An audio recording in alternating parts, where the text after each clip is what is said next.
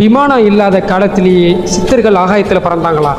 அவங்க பயன்படுத்திய அந்த மர்மமான குளிகை பற்றி தெரியுமா?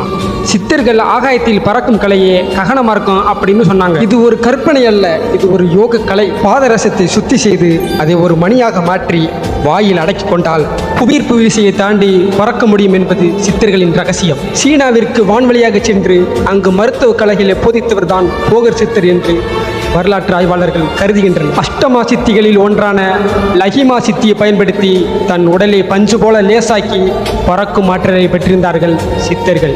ஒரே நொடியில் உலகின் எந்த பகுதிக்கு செல்லும் மனோவேக பயணம் பற்றிய குறிப்புகள் அகத்தியர் பாடல்களில் இன்றும் உள்ளன. இந்த முறையை செய்வதற்கு 84 வகையான அபூர்வ மூலிகைகளையும் குறிப்பிட்ட உலோகங்களையும் பயன்படுத்தியதாக குறிப்புகள் கூறுகிறது. மூச்சு பயிற்சியின் மூலம் உடலில் உள்ள காற்றை மாற்றி உடலை உயர எழுப்பும் வித்தையை அவர்கள் கையாண்டனர்.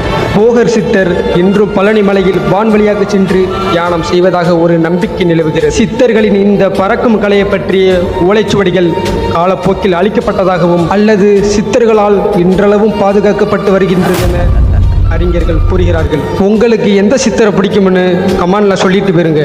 அப்படியே நம்ம சேனலை சப்ஸ்கிரைப் பண்ணிருங்க.